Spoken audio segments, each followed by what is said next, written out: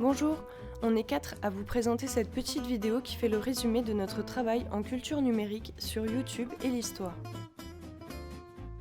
Mais d'abord YouTube, qu'est-ce que c'est ? YouTube, c'est une plateforme de stockage de vidéos qui a été créée le 14 février 2005. Et oui, le jour de la Saint-Valentin. C'est à l'initiative de 3 employés de PayPal, Steve Chen, Chad Hurley et Jawed Karim.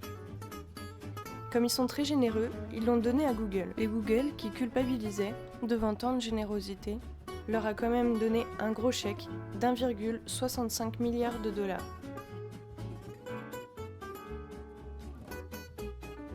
Nous, on va vous parler surtout des chaînes historiques qui sont présentes sur YouTube depuis 2014. La première est Histoire brève de DevShake. Aujourd'hui, il existe plus de 100 chaînes historiques sur YouTube. La grande question pour nous est de savoir si YouTube, dans le domaine de l'histoire, est un outil pertinent.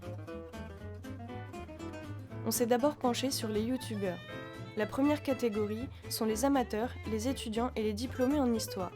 C'est le cas de DevShake, mais aussi de Nota Bene ou de Confession d'histoire. C'est une autre histoire. Et aussi Epic Teaching History. La deuxième catégorie concerne les enseignants.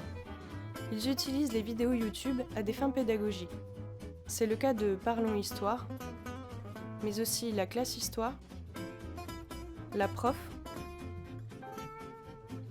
on va lui mettre de la couleur, et les bons profs. Avec leurs petites chouettes un petit peu longues à colorier. Il y a aussi des émissions de télé qui publient sur YouTube, comme Secret d'Histoire ou Arte. Il y a aussi des émissions radio, avec Europe 1 par exemple.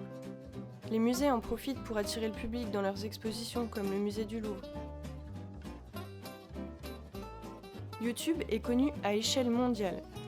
Il est présent dans 79 pays et dans 76 langues.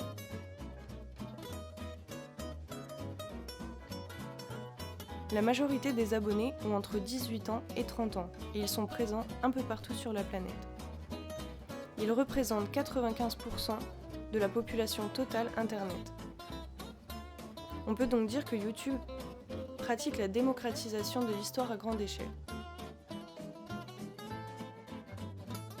Les youtubeurs, quand ils construisent leurs vidéos, sont souvent face à la caméra, s'adressent directement au public avec de l'humour et utilisent un langage familier, voire vulgaire.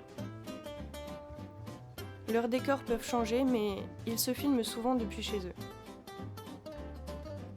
Ils utilisent des images, des couleurs vives, de la musique, du mouvement pour dynamiser un petit peu leurs vidéos. Certains préfèrent ne pas se mettre en scène, ils utilisent alors des images ou encore des dessins qu'ils accompagnent d'une voix off. La majorité des youtubeurs met un point d'honneur à demander l'avis des spécialistes. Ils précisent aussi dans la description de leurs vidéos quelles sources leur ont permis de construire leur discours.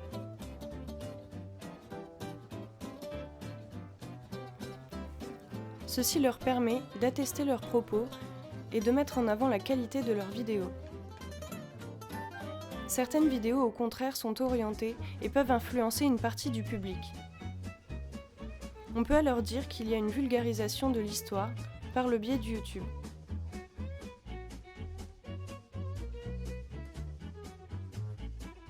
YouTube met en place différentes politiques pour rendre plus attrayante sa plateforme pour le public et pour les youtubeurs. Il met en avant certaines vidéos, pousse à la création et permet la monétisation du contenu. Pour organiser les retours de la vidéo, YouTube propose YouTube Analytics.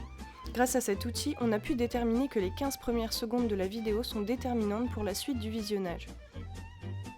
YouTube Analytics facilite l'utilisation du site et encourage tous les internautes à se lancer dans la création d'une chaîne. YouTube Analytics, c'est un peu créer et animer une chaîne YouTube pour les nuls. Une page YouTube se présente ainsi. On a la vidéo, sa durée, son titre et le nombre de vues. En dessous, la possibilité de liker ou disliker selon les goûts. Ensuite, on peut la partager via par exemple les réseaux sociaux comme Twitter ou Facebook et de l'ajouter à une playlist.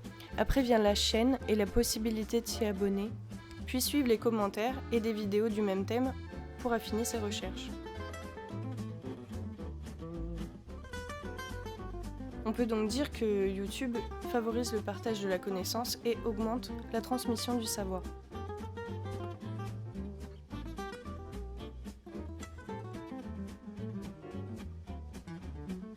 Je résume. Vulgarisation de l'histoire, démocratisation et partage de la connaissance. Pour nous, oui, YouTube est un outil pertinent pour l'histoire.